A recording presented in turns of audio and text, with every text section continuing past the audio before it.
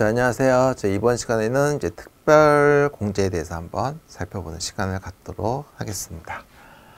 자, 우리 특별 소득 공제는 이제 크게 뭐 세 가지가 있긴 한데 보통 이제 두 가지가 일반적인 겁니다. 첫 번째는 사회보험료 공제라고 해서요. 우리가 4대 보험 중에서 이제 건강, 고용, 장기 요양 보험료 관련해서 이제 본인이 부담하는 부분에 대해서는 전액 공제가 됩니다. 전액. 그리고 지역가입자여서 납부한 게 있다면 그것도 우리가 전액 공제가 된다라고 보시면 돼요. 다만 이 경우에는 근로를 제공한 기간 외의 기간에 대해서 납부한 보험료는 공제가 불가하다 이렇게 되어 있고요. 그 다음에 저게 이제 연말정산 간소화 서비스에서 조회된 금액하고 그 다음에 급여 대상 금액하고 일치가 안 됐을 때는 우리가 항상 급여 기준, 급여 대상 기준으로 일치를 시켜야 된다라고 보시면 되겠습니다. 자, 그 다음에 이제 주택자금 공제라는 게 있죠. 주택자금 공제. 그래서 우리 크게 세 가지 측면에서 볼 수 있는데, 이게 사실은 지금 법이 좀 달라요. 첫 번째 주택마련저축이라고 해서 우리 일명 청약저축 같은 경우에는 조세특례 제한법에서 규정을 하고 있고요. 그 다음에 자 전세자금 대출이라고 하는 임차 차입금 상한, 그래서 전세자금 대출을 갚는 거에 대해서도 혜택을 받을 수 있는데 이건 소득세법에서 규정하고 있어요. 그리고 우리 주택을 취득하면서 그 주택을 담보대출, 그러니까 주택담보대출이라고 보시면 되겠죠. 그걸 장기주택 저당 차입금에 대한 이자, 이건 이제 이자죠, 이자. 이것도 소득세법이에요. 그래서 법이 다르지만 우리가 이제 계산 구조상 한도 규정에 의해서 요 세 가지를 묶어서 보는 걸로 진행을 하겠습니다.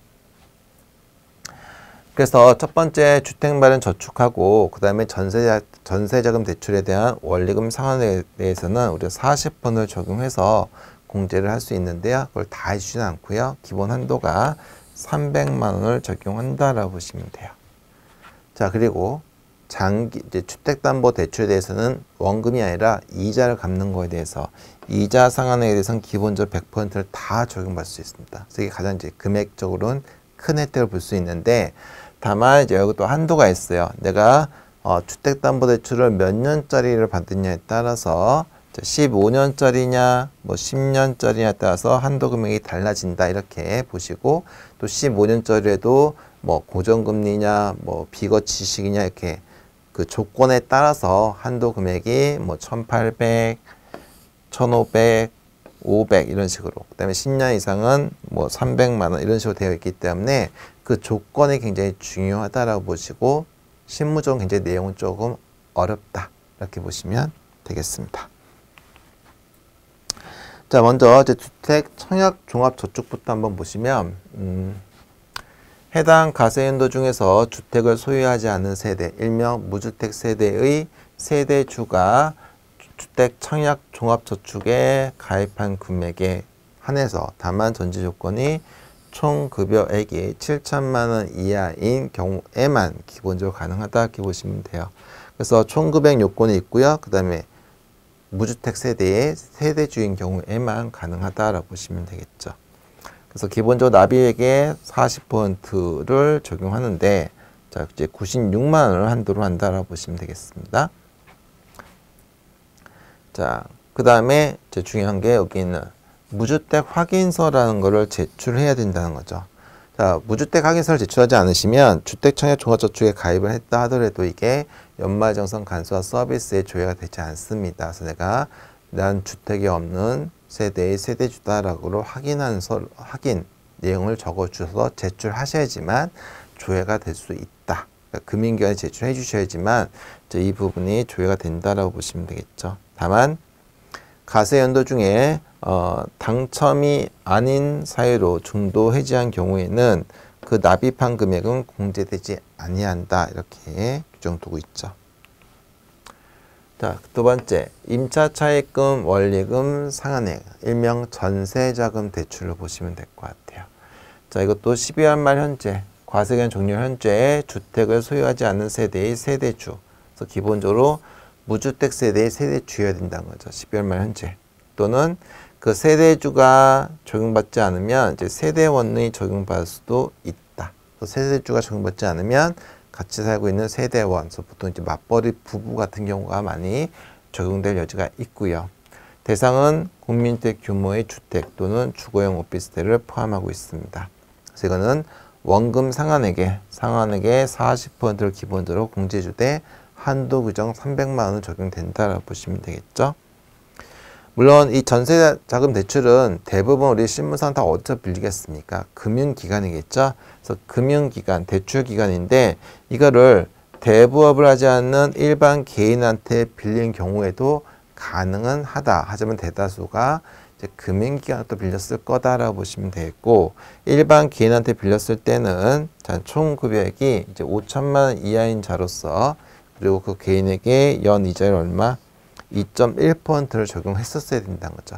이런 요건을 충족한 경우에만 전세자금 대출로 인정해주겠다라고 보시면 되겠습니다.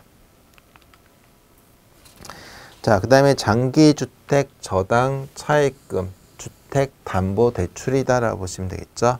그래서 과세기한 종료 현재 무주택 세대의 세대주이거나 또는 1주택 소유자라고 보시면 되겠죠. 그래서 그 주택을 취득할 때 담보, 저당권을 설정하고 차입한 차입금에 대한 이자 상환액이 있다라고 보시면 되겠습니다.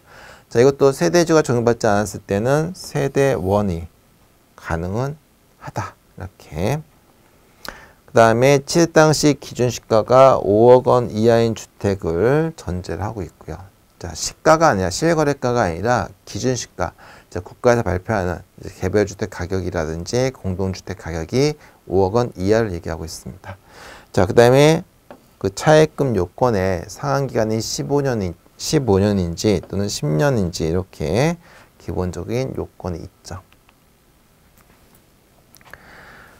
자, 그래서 이 담보대출은 기본적으로 소유권 이전이 됐으면 3개월 내에 그 돈을 빌려야 된다는 거죠. 그리고 저당권 설정된 자가 주택 소유자와 동의를 해야 된다라고 보시고, 자, 세대주가 적용받는 경우에는 담보대출을 적용받았을 때 실제 거주 여부는 중요하지 않습니다. 실제 거주 여부는 간결 적용할 수 있어요. 근데 만약에 세대주가 적용받지 않는다고 해서 그 세대원이 만약에 적용을 받는다라고 한다면 세대주가 아닌 근로자가 적용받을 때는 반드시 실제 거주해야 된다라는 게 이제 핵심적인 사항이죠. 그래서 이거는 원금 상환이 아니라 이자를 매월 갚는 거에 대해서 100%를 적용해 주겠다라고 보시면 되겠고, 다만 세대 구속 이제 본인과 세대주와 그 세대원을 포함해서 과세 기간 종료 현재 2주택 이상인 경우에는 적용하지 아니한다. 이렇게 보시면 되겠습니다. 그래서 한도가 이제 크게 4가지가 있는데, 자, 요거와 요걸 나눈다면, 자, 일단 15년 이상에 대해서는 1,800, 1,500, 500이 있고요. 그 다음에 10년 이상에서는 300만 원이 있다라고 보시고, 자, 이 내용 자체가 사실은 조금 실무적으로 어려울 수 있고 서류를 좀 보셔야 할 부분들 생길 수 있다는 거죠. 단순히 간소화 서비스에 이 내용이 있다고 해서 무조건 적용받는다, 이거는 아니라는 겁니다. 자, 거기는 이 상품에 가입이 되어 있으면 조회는 될 거라는 거죠. 근데 여러분의 법에 의한 요건, 세대주나 세대원을 따져서 그 요건 충족 여부는 별도의 검토가 필요하다, 이렇게 보시면 될 것 같아요. 자, 만약에 1,800이 되기 위해서는 자, 15년 이상이면서 기본적으로, 그리고 고정금리와 비거치 분할인 경우만 가능하다, 이렇게 보시고, 1,500 한도는 자, 15년 이상이면서 자, 고정금리로 지급하거나 또는 비거치 분할 상환이라는 거죠. 이거는 또는이고, 자, 여기는 AND 요건이다, 이렇게 보시면 될 것 같아요. 자, 그 다음에 10년 이상으로서 고정금리고 비거치 분할 상환 차익금인데는 이제 300만 원 적용한다, 이렇게 보시면 되겠어요. 자, 최근에는 대부분 이제 15년 이상이 대부분일 거고, 그 상환 요건, 그 안의 요건에 따라서 고정금리이면서 거치식인지 고정금리이면서 비거치식인지 그런 요건에 따라서 한도 규정이 달라진다라는 사실만 염두에 두시면 되겠습니다. 자, 그 다음에 이제 조세특례제한법에 의한 신용카드 사용금액 공제가 있었죠. 그래서 이 부분은 올해 개정된 사항이 하나 있었습니다. 두 가지가 있었죠. 공제율과 그 다음에 한도액이 좀 더 늘어났다라고 보시면 돼요. 자, 신용카드는 본인이 지출한 금액 또는 소득금액 100만 원 이하인 자로서 가세기한 종료 현재 생계를 같이 하는 다음에 가족도 가능하다. 배우자, 직계 존속, 직계 비속. 근데 나이 요건은 불문한다. 즉 소득 요건은 충족해야 되고요. 25살짜리 자녀가 있으면 나이 요건은 안 봐도 되니까 우리가 가능하다는 거죠. 하지만 형제 자매는 여기에 요건 충족 여부 상관없이요. 신용카드 사용 금액에서 우리가 배제하겠다라고 규정을 두고 있습니다. 자, 그래서 신용카드를 보시면 이제 전통시장, 대중교통, 직불카드, 7천만 이하인 도서관, 도서죠. 도서, 공연, 박물관, 미술관 사용부, 그 다음에 신용카드 부분이 있었죠. 자, 우리 기존에는 전통시장 40, 대중교통 40, 직불카드 30, 자, 그리고, 자, 도서관도 30, 그리고 나머지 신용카드는 15였죠. 근데 이게 우리가 3월달, 4월부터 7월달까지 개정이 되었다라고 말씀을 드렸고요. 그래서 전통시장 같은 경우에는 3월달부터 7월달까지 다 80% 2배를 적용했고요.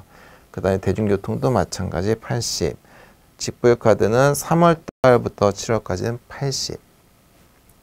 자, 그 다음에 도서 등도 3월은 60, 4월부터 7월까지는 80. 신용카드는 3월달은 2배인 30. 그 다음에 4월부터 7월까지는 80을 적용했다. 이렇게 보시면 되겠습니다. 자, 우리 신용카드 금액에서 배제되는 것들이 있습니다. 배제되는 것들이 있는데, 자, 근로제공기간 외의 기간에 대해서는 인정이 되지 않습니다. 그래서 근로제공기간에 쓴 신용카드 공제만 된다. 그 다음에 이거 주의하셔야 되겠죠. 자, 여러분 개인카드를 지출하시고요. 그걸 법인에 비용 처리했다. 그럼 그건 여러분이 회사에 비용 처리했기 때문에 여러분 연말정산 하실 때는 반드시 그 부분 제외하고 해주셔야 된다. 자, 그 다음에 보험료나 교육비. 자, 우리 나중에 보험료 세액공제, 교육비 세액공제 적용받기 때문에 이중 혜택을 방지하기 위해서 신용카드 사용 금액에서는 배제하겠다. 다만 취약 전 아동의 학원 교육비 공제와 신용카드 공제는 가능하다. 그러니까 원래 교육비 공제는 교육비 세액공제를 받으시면 되고 신용카드 쓴 부분은 배제되지만 취약 전 아동과 관련해서는 가능하다 이렇게 보시면 되겠죠. 각종 공과금 적용되지 않고요. 그 다음에 상품권 등의 구입비, 그 다음에 해외에서 사용한 금액, 그리고 2019년도부터 우리 면세점에서 구입한 것들도 배제 금액에 적용이 됩니다. 자, 그래서 특히 2020년도 이번 2021년 연말정산 하실 때는 신용카드 금액 공제율 자체가 3월달 또 4월부터 7월까지 변동이 있다 보니까 이걸 직접 계산하기 정말 어려운 구조죠. 그래서 우리가 기본적인 툴을 이제 국세청에서 연말정산 계산기를 이용한다든지 이렇게 해서 계산을 하시는 게 가장 무난하다라고 보시고요. 그래서 기본 한도는 우리가 300만 원이었는데 한도 금액이 좀 늘어났다라고 말씀드렸죠. 첫 번째 시간에. 그래서 300에서 33만 원, 그리고 250에서 280만 원, 그리고 200에서 230만 원 이렇게 한도 금액이 급여액에 따라서 증가되었다는 사실만 확인을 해 주시면 되겠습니다. 자, 그 다음에 우리가 기본제를 한도가 초과돼 버리면 또 추가로 우리가 전통시장과 대중교통과 도서 공연 등에 대해서는 100만 원씩 추가 한도가 가능하다라는 규정까지 이해를 해 주시면 되겠죠. 자, 그 다음에 이제 중복공제 여부. 그래서 신용카드 결제와 의료비는 공제가 중복이 가능하죠. 그리고 보험료에 대해서는 보험료 세액공제가 되기 때문에 신용카드는 공제가 안 되고요. 그리고 교육비에 대해서도 교육비 세액공제 받기 때문에 신용카드 공제는 기본적으로 안 되는데 이제 취약전 아동하고 사설 학원비에 대해서는 신용카드 공제가 가능하다. 그래서 일반 교육비는 안 되지만 취약전 아동과 사설 학원 교육비에 대해서는 교육비세 공제는 안 되죠. 사설 학원은 취약전 아동만 되고 일반 이제 초, 중등은 사설 교육비가 학원비가 안 되기 때문에 당연히 신용카드 공제가 가능하다 이렇게 보시고 이렇게 보시면 되겠습니다. 자, 그래서 여기까지 해서요 우리가 특별 소득공제의 사회보험료 공제와 그리고 좀 어려운 주택자금 공제 그리고 신용카드 공제에 대해서 한번 살펴봤습니다. 자, 여기까지 해서 이번 시간 마치도록 하겠습니다.